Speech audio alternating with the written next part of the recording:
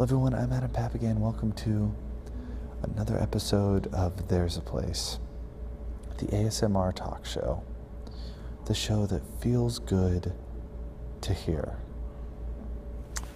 This week, wow, what a week, I'm working a lot lately, and when you're stuck in the rat race, you're really, you miss out on things. That's why people complain about it. People complain about being overworked. I was actually in a company vehicle today, driving back to the warehouse, and the song 16 Tons by Tennessee Ernie Ford came on the radio. It said, "You'll hit 16 tons, what do you get?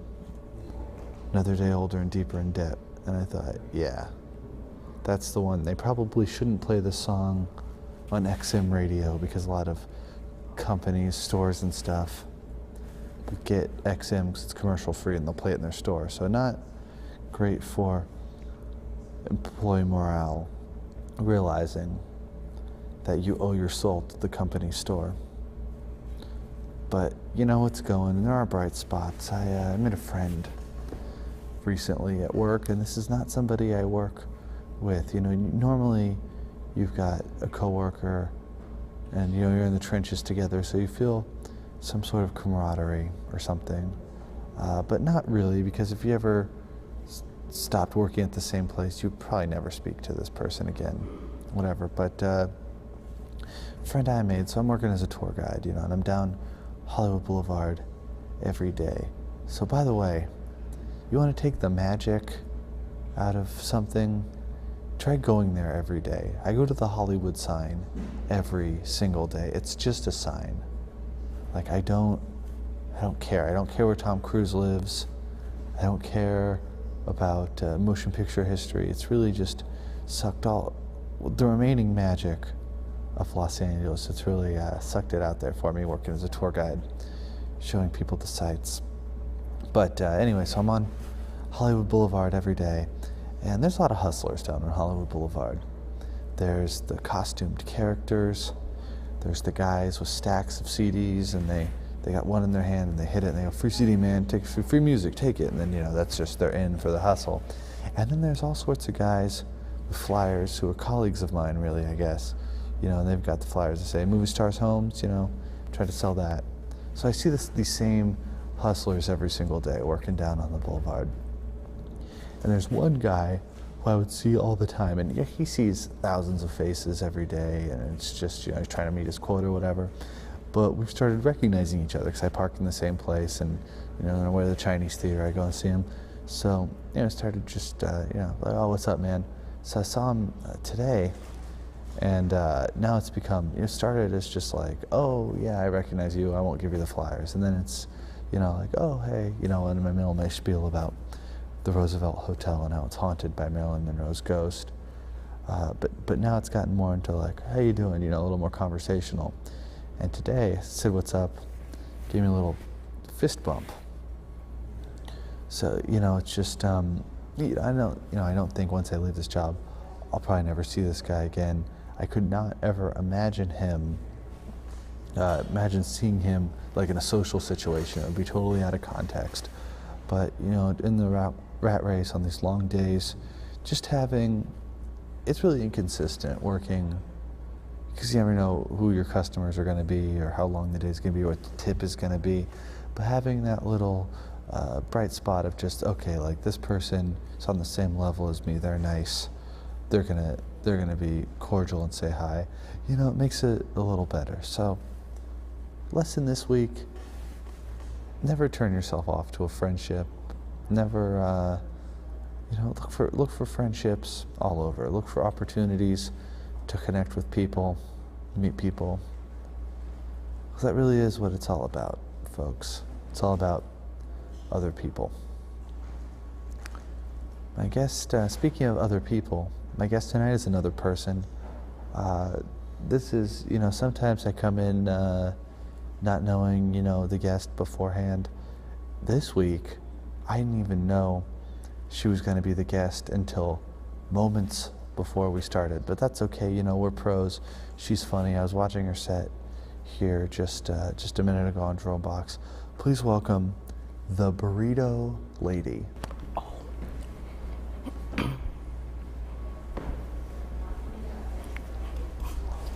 Hey, what's up? Hi, I'm Adam. Hi, Adam. Hi. Hi. So this is, thank you so much for filling in. Oh, you're welcome. On short notice. It's kind of like a blind date. Where like Nolan set us up, you know, and he's like, no, you'll like him, you know, he's cool, he does this, you know, whatever. We're just gonna get to know each other. Okay. Not like, you know, we're not gonna go home together or anything. I'm very happily with my girlfriend, you know, but the interview portion. Okay.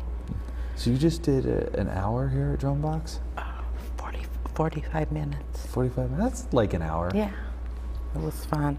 It's fun.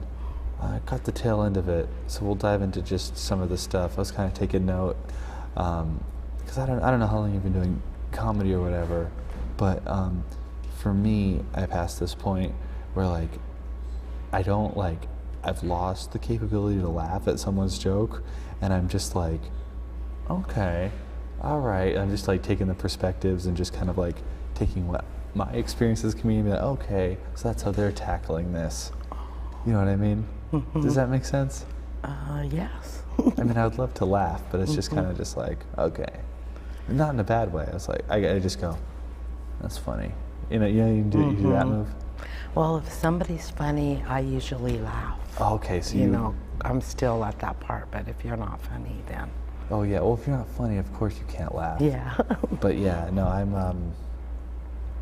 life has really been sucked out of me. I just, yeah, but no, I thought it was funny is what I'm trying to say. Oh, good. Yeah. Thank you. But I wasn't laughing because I was just like, yeah, okay.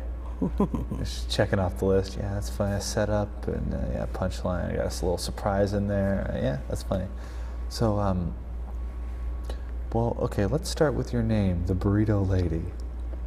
Is this a character or do you actually sell burritos? Well, actually, that name was given to me because I actually been selling burritos for a lot of years, and when they named me, they're like, when I would arrive, they're all the Burrito Ladies here, and then everybody would get all happy. So I've been called the Burrito Lady for years. So I just wanted to keep it because it made people happy, and plus I was trying to like be incognito. You know, I wanted to make it in Hollywood first before the hometown starts throwing all the bones and shit out of the closet. Yeah. It kind of, you know, helps too going with a persona. Because it's like, well, the Burrito Lady would say this, or the Burrito Lady thinks that, you know. It can kind of help. So where do you sell burritos, or where did you sell burritos? Just a lot of construction workers. I have pictures of all my friends. I met a lot of, the sheriff's department. The kind of like a food truck situation? No, like from a restaurant, and then we fill a cooler full of burritos, and then I go out and deliver them. Is it, has working in the burrito industry made you hate burritos? Like, no, you still love them? I love burritos. We eat burritos all the time at my house. Oh, so you'll even eat them at home? I don't think I've ever eaten a burrito at home before. No. Well, in 2017, I'm probably going to get the Burrito Lady restaurant coming up soon, so everybody's going to be able to try it. It's a whole different food than what they have here. It's like smothered with like a green chili gravy. It's not like the salsa and stuff. I love the food here, but I'm just saying it's a whole different, nobody has that food up here. So of course I have to cook if I want to eat. When you say up here, that's compared to, are you not from Los Angeles? No. Where are you from? Colorado. Colorado? Not the place I think of when I think about burritos. Well, chili Colorado burrito. Yeah, the Pueblo chili, the jalapenos, Anaheims, all that. They have farms with tons of chili over there. Now, let me ask you about veggie burritos. Do you ever do those? No, but people have been asking me. The only thing I come close to is I make turkey green chili. But Turkey is close to vegetarian? well, no. Well, I don't know. That to me, that's only because. So no, I haven't. But I could make one with just beans and chili and no cheese, right? For vegetarian. No, vegetarians eat cheese. Think about the veggie burrito. See, because you'd be a good person to talk to about this. You really never know what you're going to get with a veggie burrito. You never know what. You got to have the cheese and the avocado instead of the meat. Okay. Yeah, that's a good idea. People have been asking for that. I'm sure we'll come up with something for the vegetarians. Avocado, that's all they need. Although I've been eating meat my whole life because I was like, what other purpose does a cow have on this earth? Absolutely. You know, they're just sitting around eating grass. They don't do anything else. I love meat. It's good. The cow does do nothing else. They're for the meat. I know. I feel because I think it's annoying when people really push the vegetarian thing. If that's your bag, that's fine. But I think that they said that people that are that they found out, I read on the internet, that we need oils and we need fats and stuff because our brain is made out of fat, and a lot of the people that are just vegetarians are like getting Alzheimer's and all them other diseases because they're not getting the oils that our body needs, like a car.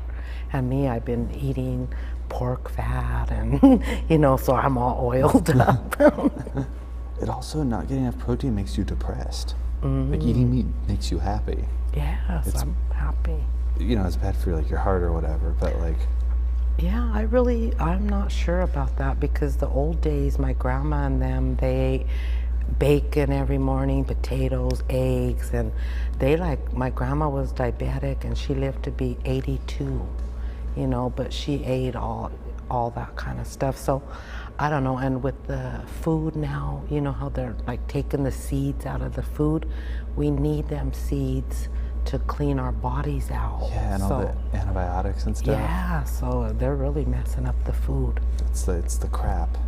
It's not just a good solid pork burrito though. I know. Yeah, I feel like food, it's a cultural experience. I go get a Burrito Lady burrito, I talk to you, you tell me the recipe or whatever. So that'd be like an extra textual experience above just the eating it. So my philosophy is, why would you be a vegetarian and deny yourself all of this good food, all these nice people you could meet, all these fun restaurants? That's what I say. I'm like, how could something so delicious be bad for you? Yeah, you don't get I think it's a long rub though. Then you get diabetes. Although your grandmother, 82. Yeah. Good run. So you're from Colorado. What part of Colorado? Denver. Why'd you hesitate? Because I'm still incognito. Oh, okay. I'm sorry. I don't want to, give away too much. Yeah. What brought you out to LA? I just felt that there was more opportunities here for my kids. I just felt, and I was tired of freezing. The last year I was there, I was going down a hill and I couldn't stop and I wrecked, and so it's icy, it's cold. You get up and you open the door and it's like a big old freezer, and I just was tired of, my jaw would hurt, and I just was tired of freezing all the time. So I moved to California. Yeah, so many have. I never in my life thought I would ever move to California, but then my daughter was going to come, so I just said, well, she's not going alone. So then we just sold everything we owned and came up here. How long ago was that? 6 years. So not that long ago. and we're staying. Well, now you have to. I love it. I love the weather. What was like, other than your daughter wanting to move here, was there one final straw where you were just like, all right, we're selling everything we own? I don't know. Just kind of building. One person asked me, do you take risks? I'm all, never. And he said, oh yes, you take risks. You brought your family here across the country but I didn't think of that as a risk. I just thought, we're just gonna get there, and I didn't think of it. I just thought everything would be good. I didn't think about it. It just came. Has it been good? You're liking it? Did you drive here? Yeah, we drove here. My car broke down. Typical story. We got stuck in Crestline, California for like 3 months. Me and my daughter, we were like in a one-room place, and my son, me and her were going crazy, but he was able to go fishing every day. He was 12 when we came, so it was a good experience for him, although we were going crazy up there. But it was all meant to be, and then finally we went back and brought her car because mine took a dump on the way over here. So you had one of those stories where like the car breaks down in this town, and then that's just where you live. That's where we stood. And we got a flat tire in New Mexico, and all of a sudden, right after, a big old giant truck came with tires on it and gave us a tire. So I think it was meant to be. I'm glad I came here now instead of when I was younger, because I probably, I don't know, like I always say, I've probably been owning that Hugh Hefner house if I would have came here when I was younger, I don't know. And then the drugs and, all that stuff, I probably maybe would have, I think I came at the right time. I'm more mature. I'm not going to fall into anything like that. I don't know. It's California, anything could happen. You never know. I think you'll do fine. I'm still really intrigued about just taking me through like the mentality of, okay, cars broke down, we're in Crestline, California. So your options are get the car fixed or look for a place? Well, actually, we had my gay friend that lived up there, and he moved out and he let us stay in his little apartment. We had no refrigerator. We had to live out of a cooler for 3 months, buy ice, and spend a lot of money just living like. So if we didn't go back because of all that, we stuck it out. Was there, in that 3 months, that seems like a long time to be living out of a cooler. Yeah. Was it ever just like you and your daughter were just like, maybe we should go back to Colorado? No, never. Nobody ever. My son, he always wanted to go back because he was only 12. He's 18 now, but he's always wanted to go back. But he doesn't realize, all the opportunities here. So we're trying to get him busy. How did you finally get out of Crestline? Finally, once my daughter got her car, then we were able to... Where was the car? It was in Colorado. Why didn't you just get that first? Well, we brought my Blazer. Okay. And then since it broke down, then we just were stuck up there, and then we're like, hey, let's go get your car. So then we went and got her car, and then we moved to Moreno Valley. Whew, that was a crazy place too. We were there for a year, and then finally we got to Los Angeles. Why the stop in Moreno Valley? Because they had like cheaper apartments and stuff. Oh, okay. So we stood there, but it was a nice place. It had swimming pools, but we needed to be closer to LA. Yeah, of course, the opportunities. Mm-hmm. So what do you hope then for your son and daughter now that they're out here? Well, my daughter's doing pretty good. She's been to the Los Angeles Film School. She graduated. Now she's going to a school for computers, something in computers. I want my son, he's almost to graduate or maybe get his GED, something.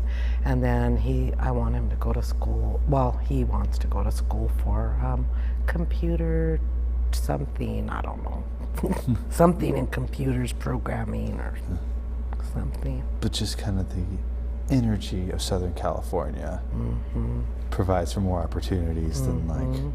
It just feels a lot more, there's a lot more places to work, the big toy industry, everything is just... The toy industry? Yeah, they have like, you know, like Mattel and all that. They have all their toys here. You know, when I think about Southern California, I think about show business, obviously, and maybe like, logistics, shipping containers, something like that. The toy industry. Well, my daughter loves toys, and now she has 2 little kids, and this is where they make Barbies and all that.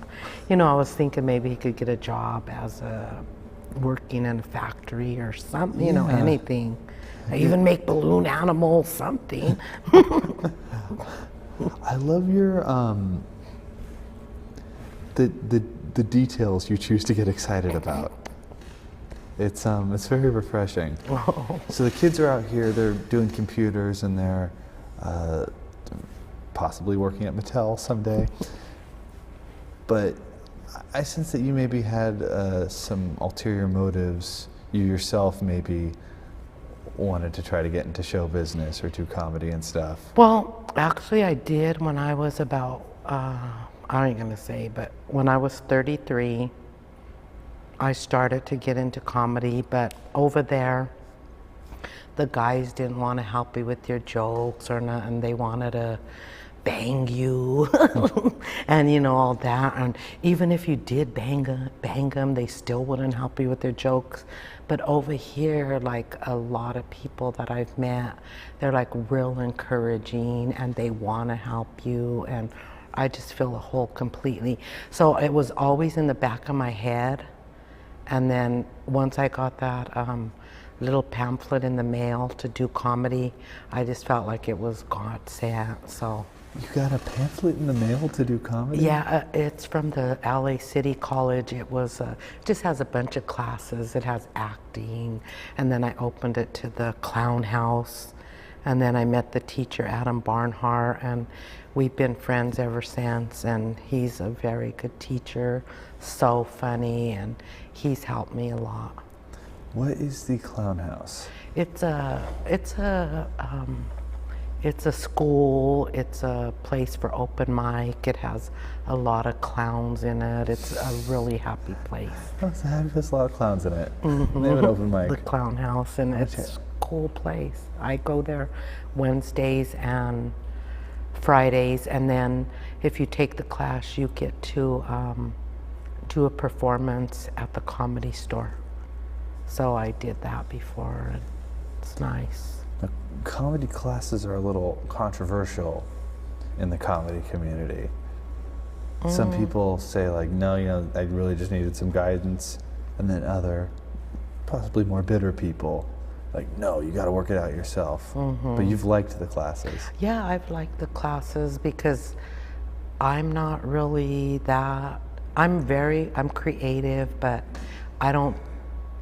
I just don't have the right words or something to describe. So he's helped me a lot, bringing myself out. Yeah, just like say Chrysler instead of Honda, like stuff like that, just like the little tricks. Yeah, just like little tricks, like he said the word chi-chis, and I was like, oh my God, I never even thought of that, So just different stuff that, I use in my comedy. You use chi-chis in your comedy? Yeah. I go, he guarded our chi-chis like they were smuggling in his kilos of coke, my dad. Yeah. Your dad guarded your chi-chis? Well, what I mean is he didn't let us do anything. He was always, oh, okay. You know how parents are. They don't want their daughter's getting pregnant and stuff, so he didn't let us do nothing. Is that how you are with your kids? Oh, yeah, I'm that like that. I tried with my oldest daughter, my middle daughter, and next time my other daughter, they want to be going out, I'm just gonna give them a black eye. They won't be going nowhere. If they do go out too, probably, I don't know, I wouldn't hit on a girl with a black eye. I know, I don't think she would even go out. I should have done that. But That's a good strategy. Just, if you want to keep your daughters home, just give them a good one. They'll be home. Yeah, like if I saw a girl with a black eye, like I wouldn't ask for her number. I'd be like, I'm gonna be getting into something here that I don't, there's a more of a story here that I don't want to know. And you're a grandmother too? Yes, 4 grandkids. Oh, okay, wow. What do you like better, being a mother or being a grandmother? I like being a grandmother. I was more lenient with my own kids. The grandkids now I have, because I'm more teaching them a lot of stuff. They're like 2 and 3, and they already have rags, cleaning and cooking. I have them because I know that you train them when they're young. Because my kids, I didn't have them do nothing because I thought, let them have a good childhood. You know, they don't have to clean or worry about nothing. That was the biggest mistake I ever made. So now their kids are 2 and 3, and they're asking them, where's the rags? Where's the rags, Mom? Because they love to clean. And I learned when I was young to clean and cook and all that. So I really enjoy being the grandma now and doing things right. So it skips a generation, the love of cleaning and cooking. Yeah. So I heard just when I was walking in here, you were doing a comedy bit. You were dating a guy who drank an 18-pack a day? Oh, yes. And that's where all the money went. You know, that's $20 a day. I know. And I was like, gee, can't you get your son some socks and shoes and, you know, something? Do you need an 18-pack every day? That's a lot. Is he a bigger guy? No, maybe 5'11".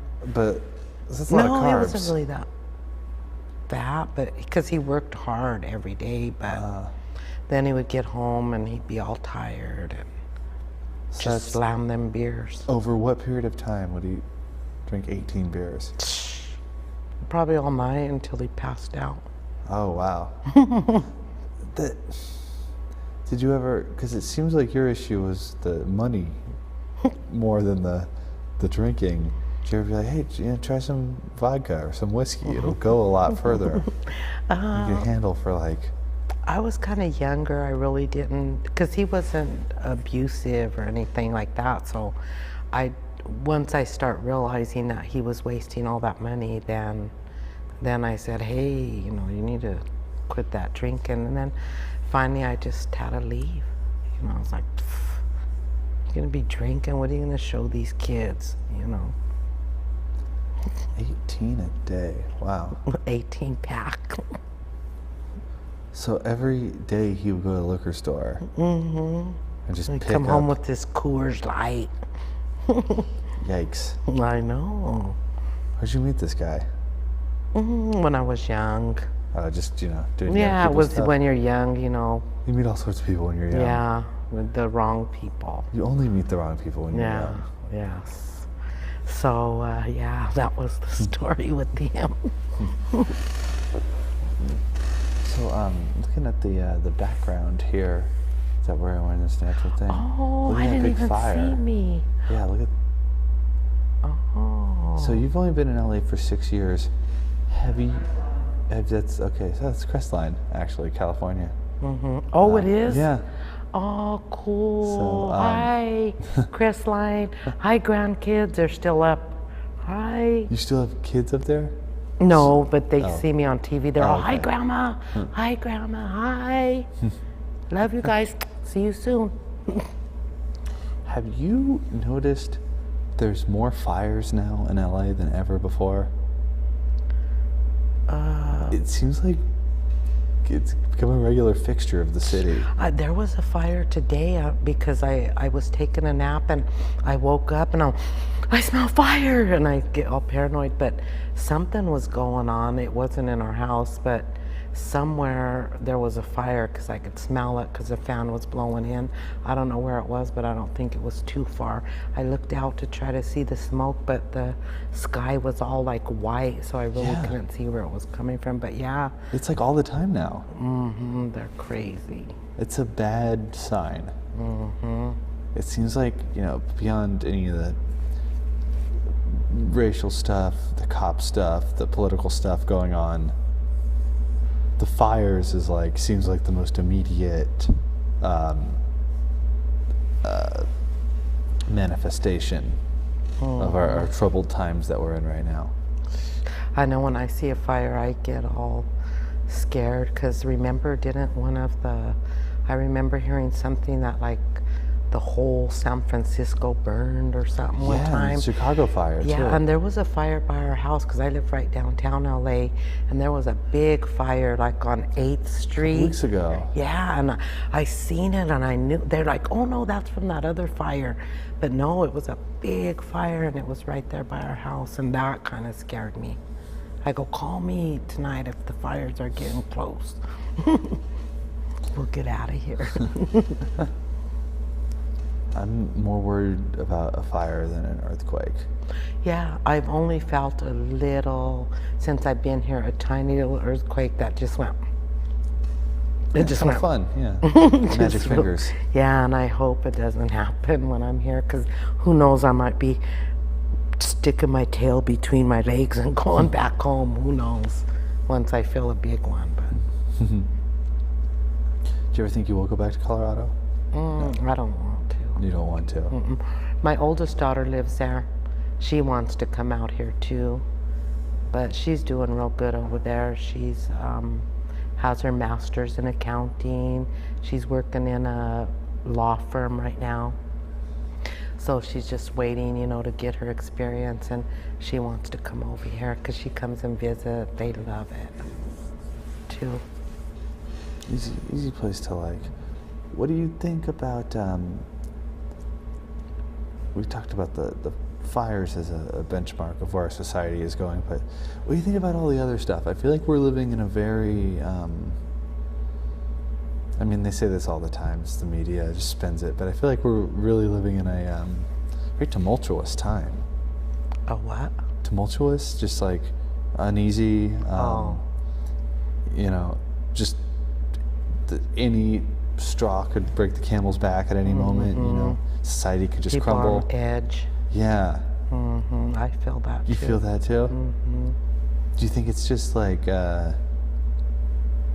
just kind of like what's popular now is feeling like that, or do you think that the society could really crumble? I just think that there's a lot of people that, this is my opinion, that how would I say it? A lot of people that don't really like other people. Like, I don't know, like it's the Mexicans, I'm Chicano and I wasn't born in Mexico. I was born here, but when I was a little, you're a Mexican. So I always knew that I was one, and I just feel that, nobody has the right to say who's here or who's there. Everybody, who has time to, be in people's business? Like, do you have your papers? People that do that, they have no time. Because me, I see people and I'm like, oh, I wonder if they have their papers, It's just a bunch of BS. And as far as that wall and stuff, I just think they should join the United States to Mexico. This way they could have all just take the wall down and just make it all, because it used to be Mexico anyway.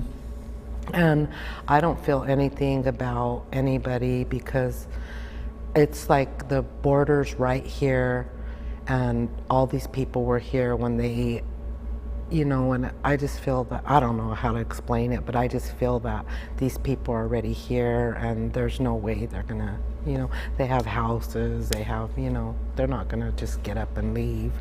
And building that wall, that's the most ridiculous thing, I think.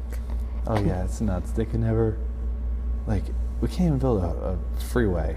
I Like, know. you're gonna build a wall? Come on. I know. Like, Yeah, and that Donald Trump, I don't know. I think there is a lot of racism because I've dealt with that, you know, with my grandkids, and like this guy's all, quit having kids, you know, and just a lot of different racial slurs and stuff, but I just don't let it bother me because I know, you know, I was born here. They're like, well, don't say you're a Mexican because when they start sending people back to Mexico, they're gonna send you. I go, I got my social security number. I ain't going nowhere, bitch.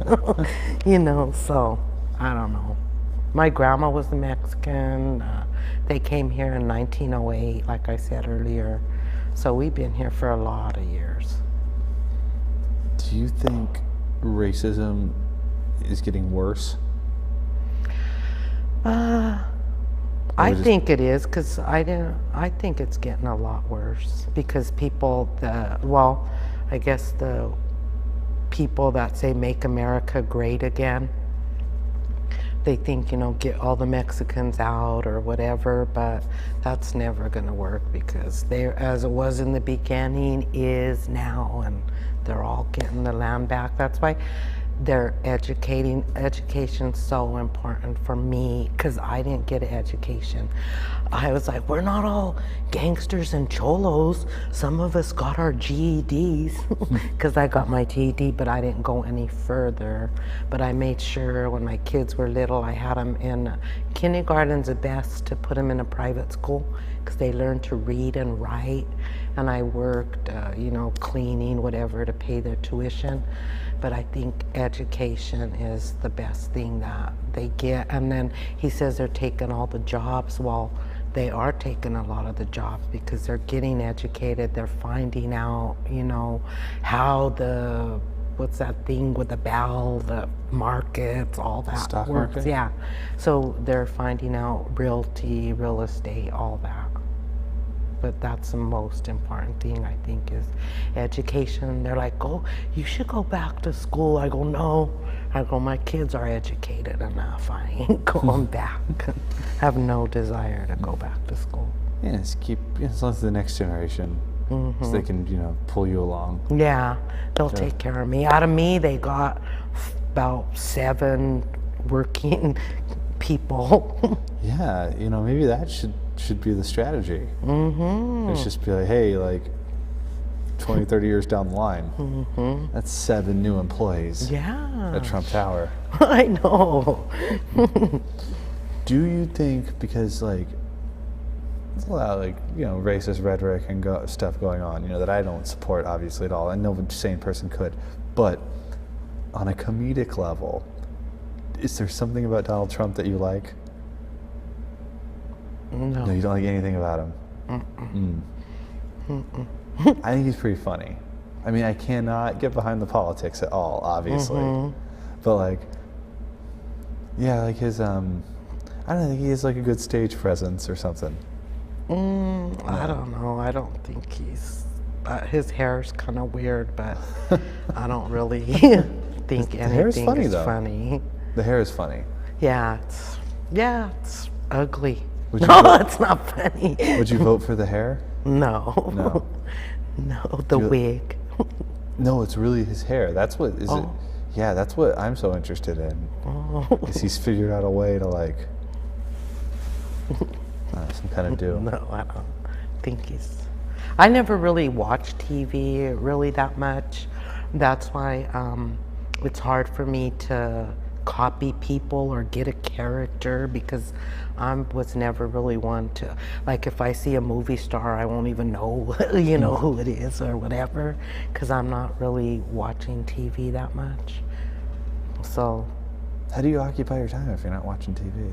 babysitting, cleaning, writing stuff, looking on the internet, trying to find a house to move in, trying to get out of the city a little bit because the kids need a yard. But go to a lot of open mics, just keep busy. Staying away from the TV. Yeah. Plus, I don't have cable, but I do have that one where you get all the stations. antenna. Yeah. Oh, I and love you the get a antenna. lot. I do love the PBS stations. I like to watch that. And a few, I like the decades, looking back and stuff, but other than that. See, I've noticed that anyone who says they don't watch TV watches TV. Yeah. You watch the antenna, that's like deep TV. Yeah, but not very often. I think I haven't even turned my TV on this week. And sometimes I want to watch, well, where's the fire, you know, but so I can't find the remote, so I can't work the thing, so. Gotta watch the fire on TV. So I saw, the moments of research I had to do before the show. I saw some pictures of you up with Kenny Lyon, who's a dear friend of the show, interesting guy. What's your impression of Kenny Lyon?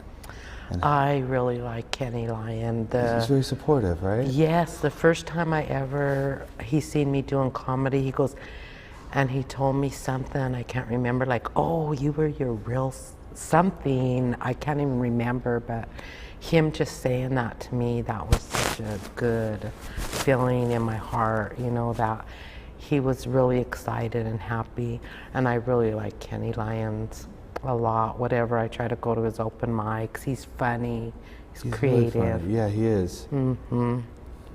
He's really supportive. I like him a lot. But he's supportive to like everyone. Yeah. So that either means that he surrounds himself with creative, funny people, or maybe his barometer is off. And he just says to everyone he meets, like he goes to McDonald's and be like, yo, this is the best McDouble I've ever had. You're really good at making McDoubles. Stick with it, man.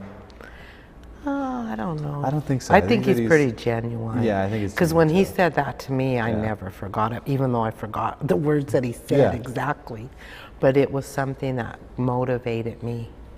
And I had never met him before that day, but that emotional it was like a thing that he you know put how they forward. say you'll never forget the way someone made you feel. So he made me, I guess, really happy and stuff. Never forget the way someone made you feel. That's really true. I've never heard anybody say that. You'll forget the way what they say, but you'll never forget the way someone made you feel. 'Cause that's like if like you feel somebody made you feel Yeah. uncomfortable, you're going to remember that. That's like a chemical reaction going on, something then like words or whatever could be manipulated or could be. Yeah, and he's all over the place, Kenny. I see him, I don't know, he's in Greece or Yeah, somewhere. what is up with that? I don't know. I was like, dang, how does he get to go all these places? But me, I won't dare leave the country. I'm not? staying right here. Once I seen that caning and all that over there in the other countries, I'm like, I'm staying right here in the United States. Plus, you run the risk of if you went to Greece or something, if your car broke down, you'd have to live there for 3 months. So, True. So, Burrito Lady, you know, obviously you've got kids, you've got grandkids. You're looking to the future for, you know, the next generation and generation after that. You know, obviously, because that's where your mind goes when you have stuff. But where do you see yourself in comedy, or like as you know, you've been in California for 6 years. Where do you see things going? Where do you hope things go? I just hope that I'll have a one-woman show one of these days. And I love to perform in front of people, especially an audience, a paying audience that's there to see you. I just love the way it feels when they're laughing, and I love to watch people eat. So I want the Burrito Lady Comedy Club, because I've always, when I feed people, I like watch them eat and stuff, and it doesn't turn me on, but it makes me happy. I was like, here, put that burrito in your mouth. Yeah, I didn't assume you meant that you were turned on by watching people eat, so it's a little interesting that... yeah, and eating and laughing, that's a part of my life, that's always been. Well, it's kind of the same in the same vein where, like, you're putting part of yourself, you're giving something to somebody else to make them happy. Like, you're doing this work behind the scenes, you know, writing the jokes or making the beans or whatever. and then you're wrapping up the burrito, and you give it to someone, and they get there happy, and you see that it's a payoff. Yeah, I like that. Okay, Burrito Lady, last question. What's your favorite burrito? My favorite burrito is... Ever. Anything is possible in this place. I love beans with green chili and pork smothered with cheese and lettuce and tomato on the side and some rice. That sounds great. And I do love enchiladas too. I love all Mexican food. And I love lasagna and spaghetti and all that too, but... It seems like you find, you just look for pleasurable things in life, which is good. It's very refreshing to... Yeah. Yeah. I don't like... And my eyes are really bad, and they were going to give me that surgery. I was like, I'm glad I don't want to see anything. I don't want to see. I'm glad this is the way the Lord made me. I'm staying like this because I don't want to see, like, if you have 20/20 vision and you had a cut right there, I'd be able to see it, and I can't see like blood or anything like that. So I'm keeping my eyes like this. Yeah, just rely on how something makes you feel. All right. Well, thank you so much for filling in on the show and doing a second 45 minutes here with me. Yes, thank That's you. A lot of, and invite me back anytime. Oh, of course, absolutely. And thank you all for tuning in and watching. And until next time, this is Adam Papagan reminding you that there's a place you can go, and it's your mind. Good night.